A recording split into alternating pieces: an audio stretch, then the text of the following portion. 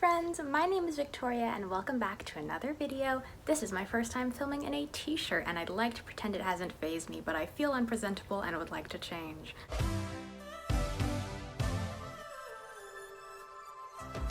The Office, Parks and Recreation, Brooklyn Nine-Nine. These are all shows, but in addition to that, they take place at people's jobs and are meant to make people laugh. More formally, they are considered workplace comedies. Now, despite the fact that there are almost 10,000 shows like these, they never get old. They could follow the most boring or interesting careers in the world and I would still be incredibly entertained by them. Now, I think that the biggest factor in that is the sense of community that is established in each series, because every time I watch one of these shows, I think I want the job that's depicted in it, but what I actually want is a group of people who care about me. I mean, what? I'm also drawn to these shows because I don't have a job, but I really want one, so I like watching people work, and I'm sure that this could change after I actually get one, but that's not my concern as of now. Regardless, these shows matter to a lot of people, especially the big three I listed at the beginning. However, there's another show that's just like those, but a whole different kind of awesome that I feel gets overlooked because of the streaming service it's presented on. Mythic Quest is an unbelievably good workplace comedy about a video game company that premiered last year on Apple TV+.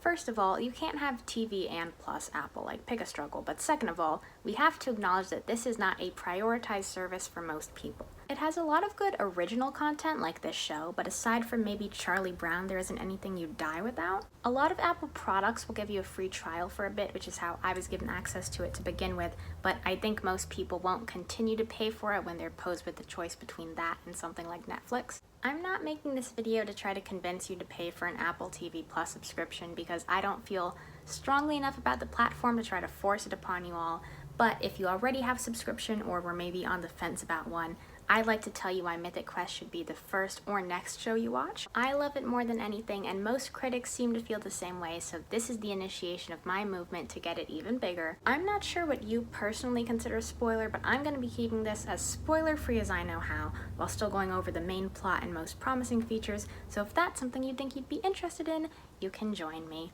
Let's go. So, as I stated, Mythic Quest follows the video game company that produces the multiplayer role-playing game Mythic Quest. The group consists of creative director Ian, lead engineer Poppy, head of monetization Brad, executive producer David, his assistant Joe, head writer CW, and game testers Rachel and Dana, alongside some other cool recurring characters. The first episode showcases the team releasing their newest expansion, and everything after that follows the unique occurrences that could only take place at a video game company, such as the game being overrun by Nazis. There's only one season of Mythic Quest out currently, with the second one coming out May 7th, but for the first season of a show, it's pretty flawless.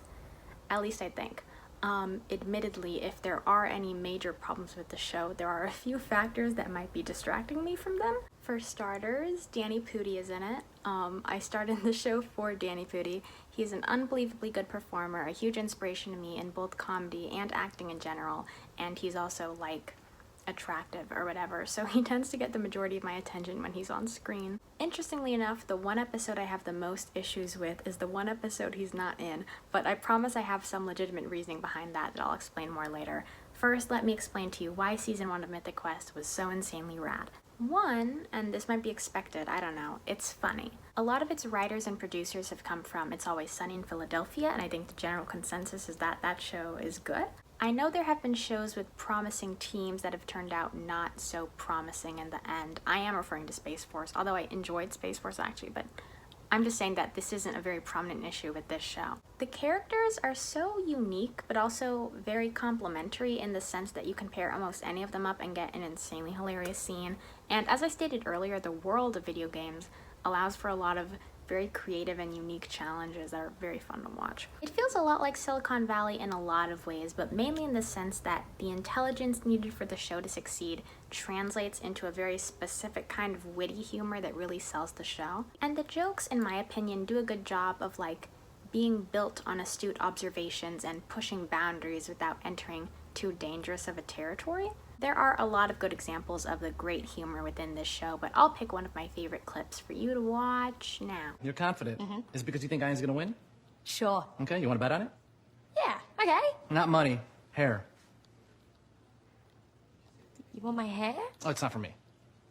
Now, in addition to being funny, I think the show is captivating because it has an incredibly wonderful set of characters. I realize this is the case with the majority of comedies, like the point is to have distinctive people so you can get the most plot out of them, I don't know, but the Mythic Quest characters really do mean so much to me. Poppy, for example, is maybe the cutest girl alive, and I'm never not rooting for her. I think she's a very good presentation of women in her field, and while I am not a coding genius like her, I feel very inspired by her overall confidence and work ethic. I also adore David, kind of because I think we have a lot in common, maybe unfortunately. I don't have a sister, Jackie. I don't have a brother. I grew up an only child and it was a very lonely existence, okay? So I don't have anyone to call.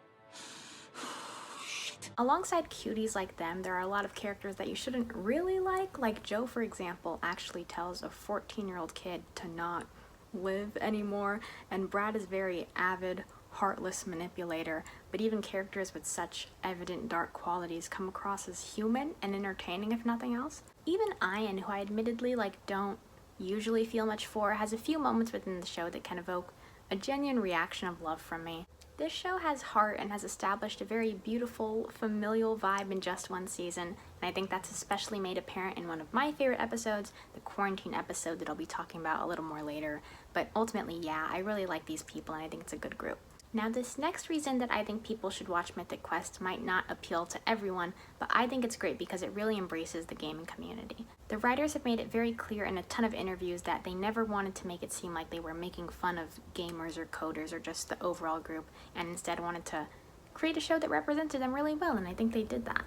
While there are some moments that might seem unrealistic, I think it's mostly accurate. I'm always impressed by the way they present things like live streams and video chats because although this might seem like a simple task, I can't tell you the amount of shows I've watched that have gotten the general concept of a FaceTime wrong, so it's very cool when people get it right. Now, the success Mythic Quest has had in this field has a lot to do with the immense collaboration they've had with real people within the community. Ashley Birch, who plays Rachel and is on the writing staff, is a pretty big gamer herself. The writers have visited multiple video game companies to hear stories of real creators there, and I'd say the biggest thing would be the show's partnership with Ubisoft. Well, partnership probably isn't the right word, but they're one of the production companies that helps with the show. They are obviously a very big video game publisher, so they've helped with a lot of the logistics and design of things. Every time a really big word is used, I usually don't know what it means, but I know that it's right, so if you're even more into video games than I am, that's probably a pretty interesting factor for you. Now lastly, well not lastly, but lastly for right now because I can't be here for an hour, Mythic Quest has representation galore. There's diversity in age, race, and sexual orientation, which is something that a lot of these shows have failed to provide, and I think it's important to support artists who equally value inclusive workspaces. And it's not just diverse for the sake of coming across as diverse, the team has been able to create both jokes and legitimately heartfelt moments regarding the differences between each character, which is something that I think every show should be able to do. So as we approach the end of this, I want to talk to you about one of my favorite episodes of Mythic Quest and all of the emotions it made me feel, but I realize I've had no complaints in the entirety of this video, so I'm going to talk about an episode I didn't like so much first, just so you can see that I have some opinions as a treat. And this will still all be spoiler free because I'm just going over the basic stuff.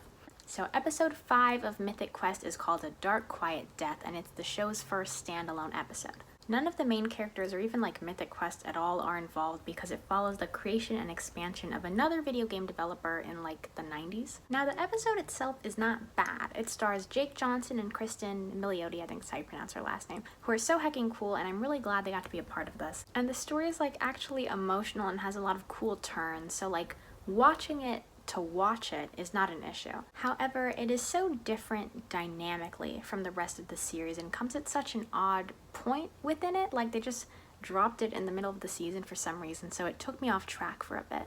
I probably could have put up with missing the main characters if the pacing was more similar to the previous episodes, but since it covered the span of 20 years or something, it was kind of impossible. The events of the episode did tie into events later in the season, but I don't know if that payoff was totally worth it to me personally, but I'm gonna leave that as something you can determine for yourself when you watch the show, and we can just skip to the good bit.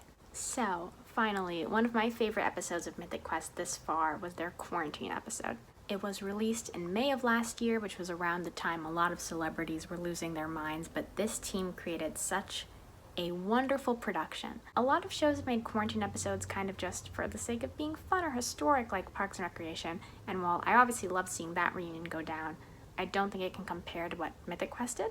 It honestly felt just like any other episode of the show, and I think a lot of that has to be credited to the phenomenal cast members who were able to create the same sense of chemistry or community over their phones. It made me laugh insanely hard, but also included a very genuine display of vulnerability from one of the main characters that actually made me cry, and I was super embarrassed about it, but it was so well done. And then aside from the story, the production quality of this was so insanely good, which is one benefit of being an Apple TV Plus series. Apple provided the cast and crew with some very, very cool technology so that everything could look as cool as it did.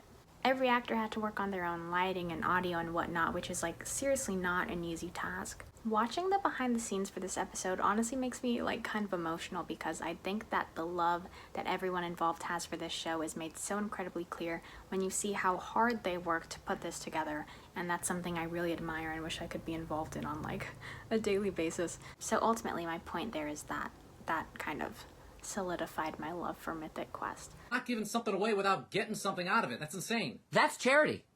You just described exactly what charity is. Not approved. Alright, well now that I'm done, I hope that you will consider checking Mythic Quest out. I don't know what day I'm releasing this, but as of April 16th, there should be a special episode for you to watch called Everlight ahead of its Season 2 debut on May 7th. I don't even think I have my Apple TV subscription anymore, but when I do get it back, it will be to watch this show, and I think it'd be cool if you did the same. If you stuck around for the whole thing, I really appreciate it. I realized this was kind of just me praising a show I like for an hour, but I want more of my friends to watch it, so I thought that putting this together might be effective. If you're interested in Mythic Quest or would like to continue the discussion, you can leave a like or comment, and if you're interested in teenage girls who never shut up, you can subscribe. I'm obviously not a YouTuber or anything, but I do one of these every other week because I have an overwhelming amount of passion and these are kind of fun to make. Anyways, that should be all from me, so thank you very much for watching, and I will be seeing you. Bye!